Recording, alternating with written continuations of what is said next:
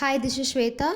In this video, we are going to see about applications of Gauss law, and we shall see the first application: electric field due to infinitely long charged wire.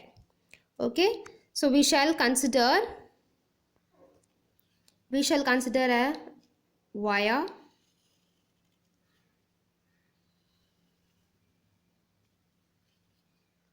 with uniform charge distribution.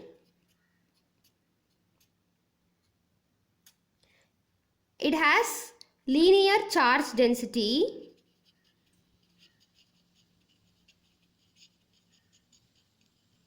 lambda. Linear charge density is nothing but the charge per unit length. Charge per unit length. Charge per unit length is the charge distribution. That's all. Okay. Now, what I am doing is, I am now considering a point P here, and it is at a distance R from the wire. Okay. And how it is? The point is perpendicular to this wire. So, using Gauss law, we have to find the electric field at this point due to this wire, due to this charged wire. So what we are doing is, we are now considering two small elements, A1, another element A2. We have to consider such that these two elements are equidistant from the point P. Okay, so the two elements must be at equal distance from this point.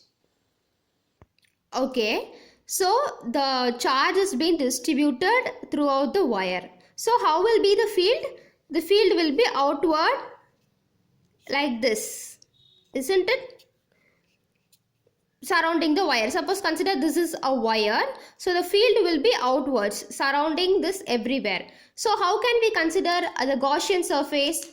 In case of point charge, in the previous video, in case of point charge is spherically symmetric. So we considered sphere to be a Gaussian surface. But in this case, you see, it is cylindrical. The wire is cylindrical in nature. So we can consider a cylinder to be a Gaussian surface. Here we have considered the Gaussian surface to be cylinder.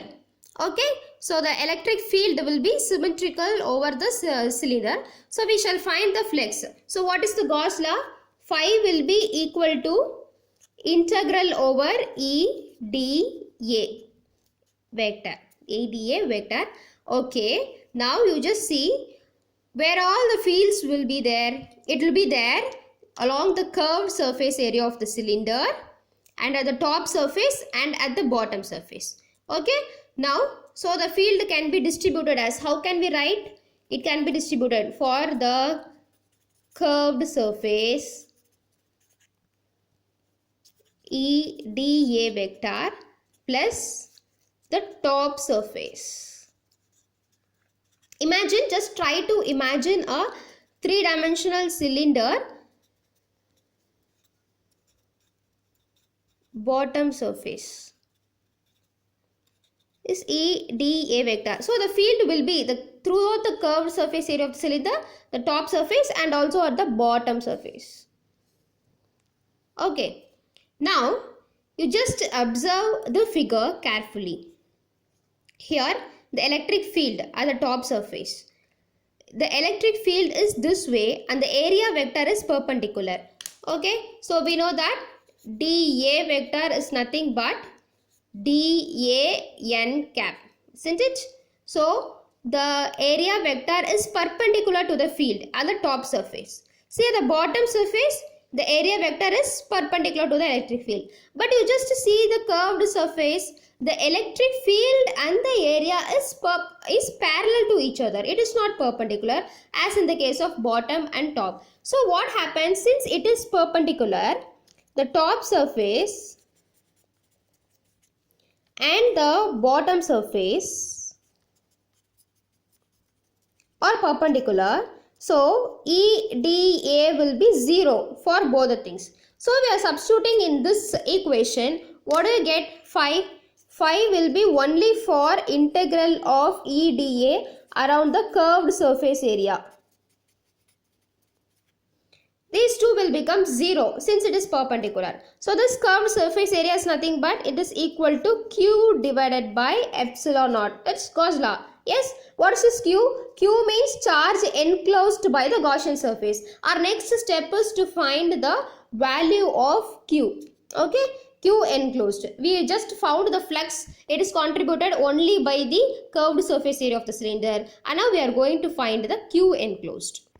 Okay, now observe the diagram. So we have told in first itself, linear charge density is lambda, which is nothing but charge per unit length. So what will be Q enclosed? Q enclosed will be lambda L, where lambda is linear charge density and length and L is the length of the Gaussian surface. Now we have only one integration, that is integral for the curved surface, isn't it? So electric field is uniform throughout, so it does not change. So we just need to find the value of dA, integral over dA. So Q enclosed is nothing but lambda L divided by epsilon naught. Okay, from this, the continuation of this formula, E, I am just taking out E outside since it is common, and integral over dA. Q enclosed is lambda L. Now, what is integral dA? Integral dA means that is the curved surface. The curved surface area of the cylinder is nothing but it is 2 pi RL. So the curved surface area of the cylinder is 2 pi RL. So integral over dA will be 2 pi RL. What is this? Is the curved surface area of cylinder. Now we are going to substitute this equation. So phi will be equal to E into 2 pi R L. I am using capital L because here we have chosen the length of the Gaussian surface to be capital L. So you can choose 2 pi RL, which will be equal to lambda L by epsilon naught. Okay, so we can cancel the common terms. L get cancelled, and taking the terms on the other side, what will be the field? Field E will be equal to 1 by 2 pi epsilon naught lambda by R. In the vector notation, if you are writing, you can keep it as R cap. That's all. So, what is the electric field due to infinite charged wire? It just depends on 1 by R. So, it just depends on 1 by R. But in case of point charge, infinitely charged wire, it is 1 by R. But what in case of point charge, electric field due to point charge?